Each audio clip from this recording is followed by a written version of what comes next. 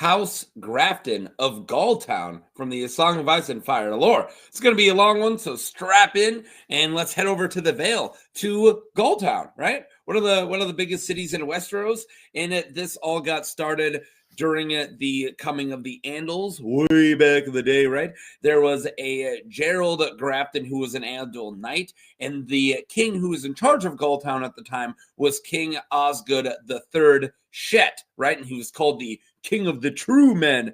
And good old Gerold allied with him so they could take down the Bronze King Yorick VI Royce. And they had like 3 marriage pacts. They really allied together so they can take this guy down.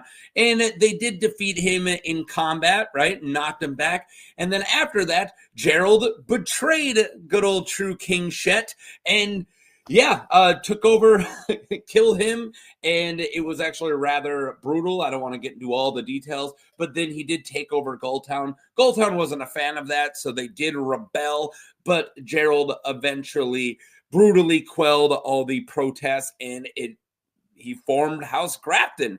Grafton of Gulltown took over Gulltown. Eventually, though, he did rule rather well, and as king, and Gulltown prospered, eventually becoming a really powerful city, the most powerful in the Vale, and then one of the most powerful in Westeros. So now let's skip super far ahead to during the time of King Jaehaerys Targaryen, good old King Jaehaerys, and there was a Lord Grafton that we know married Prudence Celtigar, so congratulations to those two.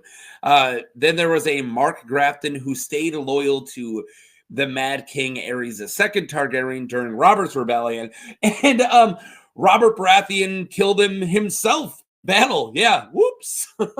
Nowadays, there is a different Gerold Grafton. This is a Lord Gerold, not the king that we talked about earlier, who is the current Lord, and we know he has multiple sons, but he did send his youngest son, Giles Grafton, to the Eyrie to squire for Sweet Robin. That's right, he's a squire. He's definitely not a hostage to Littlefinger. Wink, wink. Yeah, there you go. House Grafton. Let's talk about